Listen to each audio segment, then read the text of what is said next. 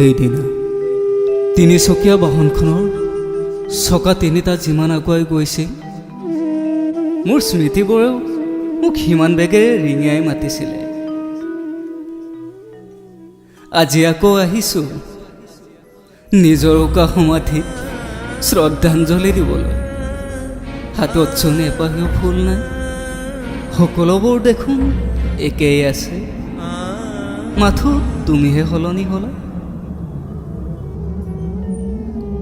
মা কাল studio', Krishna hotel আৰু তুমি মোলৈ বাট চাই থকা সেই চাৰিআলিটো সকলো আছে, মাথো তুমিহে নাই।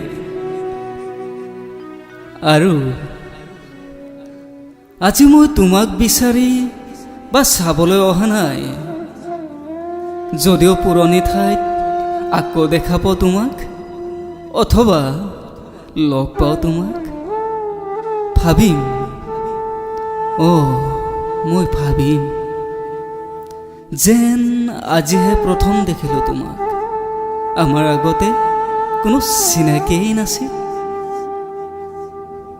সময়বোৰ আকৌ ঘূৰাই লৈ আহিব পৰা হ'লেহেঁতেন, আকৌ সিদিনাৰ দৰে আৰম্ভ কৰিলোঁ হয় প্ৰেমৰ মুক্ত কাহিনীৰ অধ্যায়।